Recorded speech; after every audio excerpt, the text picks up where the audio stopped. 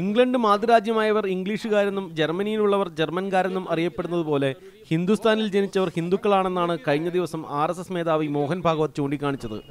ഏതു മതത്തിൽപ്പെട്ടവരായാലും ഏതു ദൈവത്തെ ആരാധിക്കുന്നവരായാലും അവിശ്വാസികളാണെങ്കിലും എല്ലാവരും ഹിന്ദുക്കളാണെന്നും ഭാഗവത് പറഞ്ഞു. എന്നാൽ ഭരണഘടനാ പ്രകാരം ഹിന്ദുസ്ഥാൻ എന്നല്ല ഇന്ത്യയെന്നും ഭാരതമെന്നുമാണ് രാജ്യം അറിയപ്പെടുന്നതെന്നും അതുകൊണ്ട് ഇന്നാട്ടുകാർ ഇന്ത്യക്കാരെന്നോ ഭാരതീയരെന്നോ ആണ് അറിയപ്പെടേണ്ടതെന്നും NDA ഇതര കക്ഷികൾ ചൂണ്ടിക്കാണിച്ചു. RSSന്റെ തത്വചിന്ത രാജ്യത്തിന് അറിയാമെന്ന് കോൺഗ്രസ് ആരോപിച്ചു. It's surprising that over all these years the RSS has not been able to understand this fundamental reality. Mohan ഭാഗവതിന് ഇന്ത്യൻ ഭരണഘടന അറിയില്ലെന്ന് CPM-ഉം BSP-യും ആരോപിച്ചു. और भारत के अंदर लिखा गया संविधान में से हर धर्म के साथ जुड़े हुए, हर जाति के साथ, हर भाषा बोलने वाले ये सब जो है बराबर के नागरिक हैं. वो संविधान को मानते या नहीं मानते वो उनको स्पष्ट करने दें.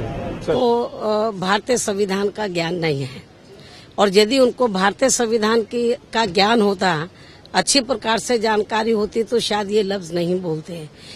BJP ദേശീയ കൗൺസിൽ യോഗത്തിൽ ലോക്സഭാ തെരഞ്ഞെടുപ്പിലെ വിജയത്തിന് RSSന് നന്ദി പറയാതെ പ്രധാനമന്ത്രി നടത്തിയ പ്രസംഗത്തിലും RSS മേധാവി കഴിഞ്ഞ ദിവസം രോഷം പ്രകടിപ്പിച്ചു. നരേന്ദ്രമോദിയും അമിത്ഷായും പരസ്പരം പുറഞ്ചൊറിയുന്ന നിലപാടാണ് യോഗത്തിൽ കൈക്കൊണ്ടതെന്നും RSS ഇല്ലെങ്കിൽ ഇവരാരും ഒന്നുമല്ലെന്നും ഭാഗവത് പേരെടുത്തു പറയാതെ ആരോപിച്ചു. മീഡിയ 1 ഡൽഹി.